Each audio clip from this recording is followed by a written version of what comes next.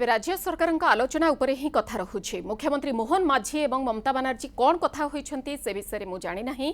आलु दर केमिति कमिबो, कला बजारी रोका जाई पारिबो ताहा हमर चिंता। सरकार प्रोएक्टिव होई काम करिथिले एभली परिस्थिति होई नथांता।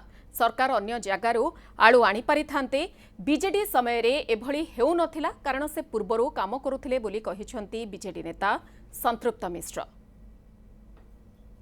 माननीय मुख्यमंत्री ओडिशा और माननीय मुख्यमंत्री पश्चिम बंगाल तांको भितर कौन कथा है मुझे विषय जानी ना किंतु ओडिशावासी हिसाब रे मोर मूल चिंता होची जे केवली आलूर दर कमिबो एवं साधारण जनसाधारण उपरे जो कष्ट होईची आलू दर पाई आलूर अभाव पाई जेभली कला बजार होची बा जो माने ताकू होल्ड करके रखिछंती तांको सरकार बाहर को आनी पारुना से विषय आमर चिंता।